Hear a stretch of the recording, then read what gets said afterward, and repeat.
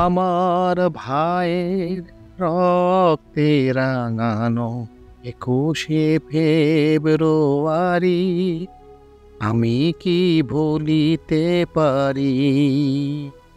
আজকে আন্তর্জাতিক মাতৃভাষা দিবস। আজকের এই দিনে এই ভাষার জন্য বাংলার তরুণেরা তাদের বুকে তাজা রক্ত দিয়ে এই ভাষাকে পুনরুদ্ধার করেছিল।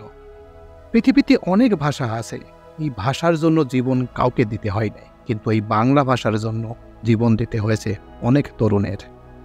তাই আন্তর্জাতিকভাবে এই দিনটিকে আন্তর্জাতিক মাতৃভাষা দিবস হিসেবে পালিত হচ্ছে। আজকে বাংলাদেশ সহ সারা পৃথিবীর মানুষ এই দিনটিকে খুবই শ্রদ্ধা সহকারে পালন করছে।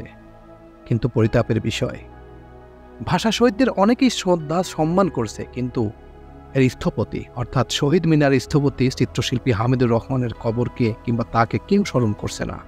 এটা কি দুঃখের বিষয় নয়? এটা কি পরিতাপের বিষয় নয়? হ্যাঁ ভিউয়ার্স, সেই বিষয়ের উপর কিছু কথা এখন আপনাদের সামনে শেয়ার করব।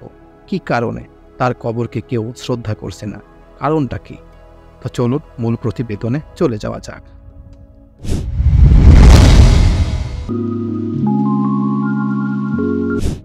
কেউ স্মরণ করেননি শহীদ মিনারের স্থপতিকে। আজকে সকাল থেকেই সবাই শহীদ দিবসে জনতার ঢল শহীদ মিনারে হলেও কেউ স্মরণ করেননি শহীদ মিনারের স্থপতিকে।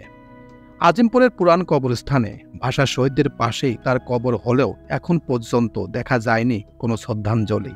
বুধবার সকালে সরেজমিনে দেখা যায় কবরস্থানের দক্ষিণ গেট দিয়ে প্রবেশ করে কিছুদূর এগিয়ে গেলেই চোখে পড়বে কালো টাইলসের বাধাই করা পাশাপাশি সমাহিত ৩ ভাষা শহীদদের কবর। প্রথম কবরটি শহীদ আবুল বরকতের পাশে কবি সুফিয়া কামালের কবর। তার একটু দূরেই শহীদ মিনার স্থপতি শিল্পী হামিদুর রহমানের কবর। বরকতের ৩টি কবর পরেই আব্দুল জব্বারের কবর, সেটিও কালো রঙের টাইলস দিয়ে বাঁধানো। তার ৩ সারি সামনে খানিকটা সরু পথ পেরোলেই আরেক ভাষা শহীদ শফিউর রহমানের কবর। প্রতিটি কবরের পশ্চিম দিকে সাদা মার্বেল পাথরের ফলক, তাতে লেখা রয়েছে নাম, পরিচয়, জন্ম ও মৃত্যু তারিখ। এর মধ্যে ২১শে ফেব্রুয়ারি সকাল থেকে ভাষা শহীদদের কবরে বিভিন্ন সামাজিক রাজনৈতিক সংগঠনের পক্ষ থেকে ফুলের শ্রদ্ধা নিবেদন করা হলেও শহীদ মিনারের স্থপতির কবর একেবারেই ফাঁকা পড়ে রয়েছে। কিন্তু কেন? অবশ্যই বিষয়টি নিয়ে আক্ষেপ করেন শ্রদ্ধা নিবেদন করতে আসা অনেকেই।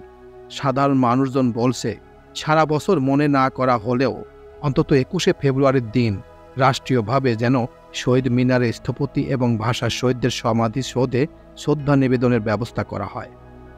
অবশ্য আজিমপুর কবরস্থানে ভাষা শহীদদের কবর রয়েছে এটি অনেকেই জানে, কিন্তু শহীদ মিনারের স্থপতির কবর যে এখানেই রয়েছে এই খবরটা বা এই তথ্যটা অনেকেই জানেন না।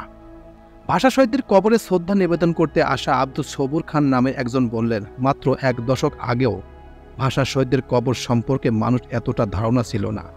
সাম্প্রতিক সময়ে এগুলো সম্পর্কে মানুষ কিছুটা সচেতন রয়েছে, তবে এটি যথেষ্ট নয়। আরও বেশি তৎপরতা প্রয়োজন, রাষ্ট্রীয় পৃষ্ঠপোষকতা প্রয়োজন। তাহলেই এসব সোনালী মানুষদের আমাদের পরবর্তী প্রজন্ম শ্রদ্ধা ভরে স্মরণ রাখবে। মশিউর রহমান নামে একজন বললেন, এখানে এমনিতেই দেখতে এসেছি, ভাষা শহীদদের কবরে ফুল থাকলেও শহীদ মিনার স্থপতির কবর ফাঁকা, তাকে কেউ স্মরণ করেননি। এটা খুবই কষ্টের কথা, খুবই কষ্টের দৃশ্য। ইতিহাস থেকে জানা যায় ১৯২৮ সালে পুরান ঢাকার ইসলামপুরে হামিদুর রহমান জন্মগ্রহণ করেন। তার পিতা মির্জা ফকির মোহাম্মদ ও মাতা জামিল খাতুন। হামিদুর রহমানের চাচা ছিলেন ঢাকার শেষ ২২ পঞ্চায়েতের নেতা মির্জা আব্দুল কাদের সরদার। তার বড় ভাই আবু নাসের আহমেদ ছিলেন পূর্ববঙ্গ চলচ্চিত্র সমিতির ব্যক্তিত্ব। মেজো ভাই নাজির আহমেদ ছিলেন পূর্ববঙ্গের চলচ্চিত্র বিকাশের উদ্যোক্তা। আর ছোট ভাই সাইদ আহমেদ ছিলেন নাট্য ব্যক্তিত্ব ও লেখক। ১৯৮০ সালে তিনি ২১শে পদক লাভ করেন। ১৯৮৮ সালের ১৯শে নভেম্বর কানাডার মন্ট্রিলে হামিদুর রহমান মৃত্যুবরণ করেন। চিত্রশিল্পের বিশেষ অবদানের জন্য ২০০৭ সাল থেকে প্রতি বছর হামিদুর রহমানের পরিবার থেকে তার নামান্তরিত হামিদুর রহমান পুরস্কার দেওয়া হয়। কিন্তু কষ্টের বিষয়, কেন তার কবরে কেউ শ্রদ্ধা জানাচ্ছে না? কি এমন বিষয়? তিনি কি এই ভাষা শহীদদের জন্য তার কি কোনো অবদান নেই? আসলে প্রতিটা মানুষকে এই ভুল থেকে বের হতে হবে। তিনিও ভাষার জন্য তার অনেক কিছু করে গেছেন। আজকে যদি তিনি ওইটা না করতেন তাহলে আপনি কাকে শ্রদ্ধা করতেন, কাকে এরকম করতেন? তাই প্রতিটা মানুষের রিকোয়েস্ট করব, অবশ্যই তার কবরও একটু দোয়া করবেন, একটু মোনাজাত করবেন।